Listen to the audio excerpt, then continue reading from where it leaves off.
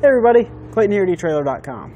Here at eTrailer, we install, test, and review a lot of different products to help you as a customer make a more educated decision before your purchase. Today we're going to be working on a 2020 Nissan Rogue Sport. We're going to be taking a look at, and I'll be walking you through how to install the Curt T-connector harness with the 4-flat. Adding a 4-pole to the back of your Rogue is going to be a great upgrade. This is going to allow us to tow a trailer safely. We're going to get all those necessary lighting functions to the back of our trailer. We're going to get our taillight signal, our brake signal, and our turn signals. Also, there's a lot of cargo carriers and bike racks out there that do require lights, so this is going to work great for you. Our 4-pole is going to work with 5, 6, and 7-pole adapters, and all of those can be found here at eTrailer. Now this kit is pretty nice. Everything's going to be included. It's going to be a plug-and-play setup, so you're not going to have to splice into any of your wiring. One thing I really like is that the module box that comes with the kit is going to protect our factory wiring from any shorts or anything that might happen on the trailer side, that we can make sure that our stock wiring is protected. In terms of installation, getting this thing installed really isn't too bad. The hardest part is going to be running our wire from the rear of our vehicle up to the front. With that being said, let's take a look at the installation together now. To begin our installation, we're going to be working in the rear of our Rogue. We want to open up our trunk. We want to come over to our taillight housings. We're going to have two 10mm screws to remove on each side.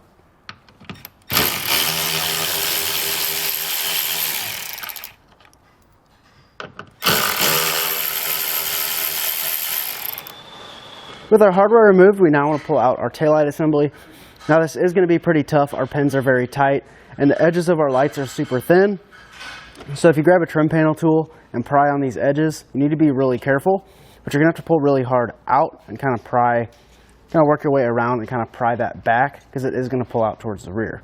So we'll go ahead and do this on both sides.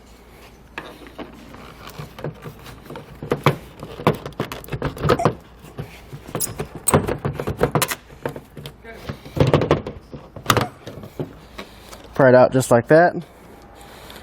Then on the bottom of our connectors, you have a push pin fastener for our lighting. And push that and pull out on that pin. Repeat that on the other side. Now I want to grab our wiring. We're going to grab our side that has the yellow wire. We're going to plug that into our factory wiring. I'm just going to take that tab, face it upwards, push it in until you hear a click. We will need to ground our wire up here. We can then grab our provided self-tapping screw with our ring terminal. We're just going to ground that right here. You don't want to over tighten this because you don't want to strip it out, but you want to make sure it's nice and snug and that that ground isn't going to shake.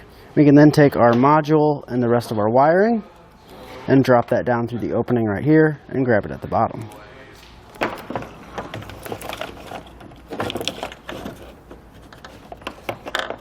We now want to get all of our wires pulled down. I went ahead and already did that, but we need to leave our green wire up. It isn't long enough to make our connection running completely underneath the vehicle. But to get it to the passenger side, all we're going to do is remove these 10mm bolts on our fascia, kind of tuck it down here and pull it over that way. That way we do get a little bit of extra length.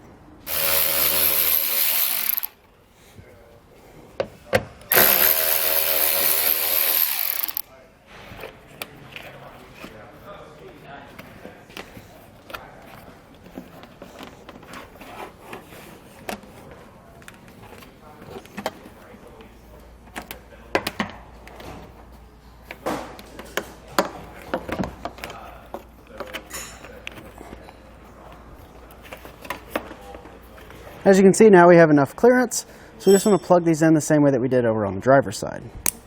Now we can reinstall our tail lamp assembly in the reverse order we took it off.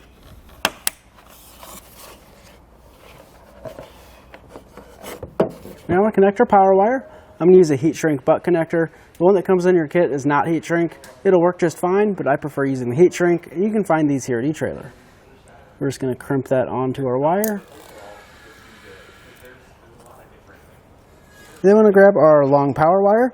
We're going to strip the end back. We're going to add this to the other side of that butt connector.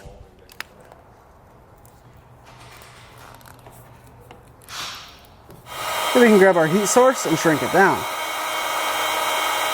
You can then add some electrical tape to help ensure a good connection. We now run our power wire up to our battery. I'll go ahead and do it, and then we'll show you the route we took. The black wires can come out right here by our module, and I ran it up and over our subframe. You want to make sure to stay out of the way of anything hot or moving. Then we just run it up this way, and the wire comes down next to our fuel tank. Now I took that wire and just tucked it underneath this heat shield. Then runs down underneath that heat shield. It comes out right here between our heat shield and our underbody panel. All I did was take that and push it through our underbody panel. It's going to follow this line here. Then it comes out right here.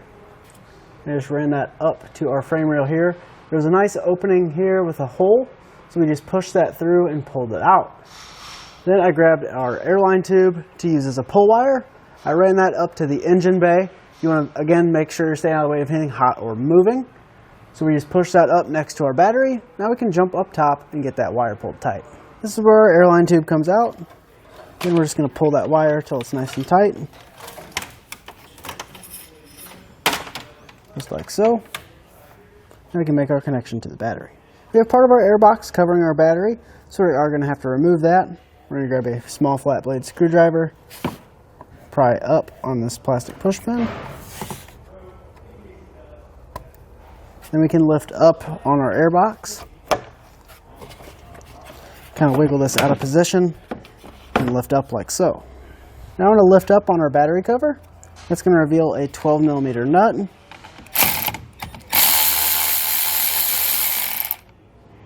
We don't want to take that all the way off yet, but we'll just leave it nice and loose.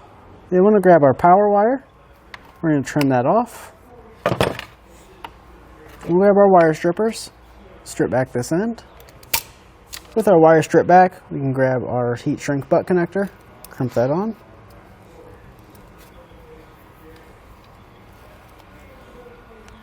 Now we want to grab our fuse holder. Our fuse holder is going to come pre-stripped. But I usually like to strip it back just a little bit more since we are using a yellow heat shrink butt connector. We can then take our fuse holder and add that to the other side of our butt connector, and we'll crimp that down. Then we're going to strip back the other side of our fuse holder.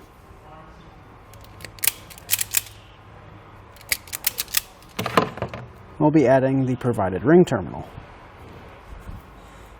And with that crimped on, we can then take that nut off that we had loosened. We'll slide on our ring terminal and then reinstall that nut. Now we want to come back and heat shrink this just like we did our heat shrink butt connector at the rear.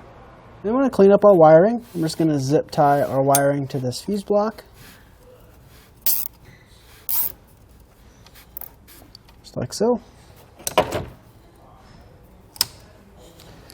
Then we can grab our provided fuse and add that to our fuse holder. And we are now ready to reinstall our air box.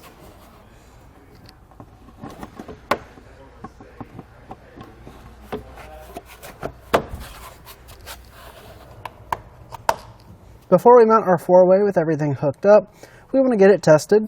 So to start off, we're going to do our taillight signal. Then we can do our brake lights, our left turn, and our right turn. So when we run our wiring over, there is a really good way.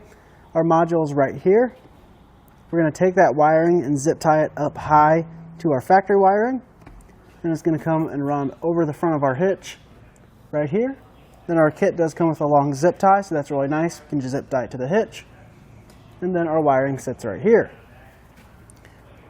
Then we just want to grab some dielectric grease. You can find that here at eTrailer if you don't have any. We're just going to add that to our pins, and it's just going to keep all of our terminals protected. And that's going to do it for our look at and our installation of Curt's T-connector harness with the 4 flat on our 2020 Nissan Rogue Sport.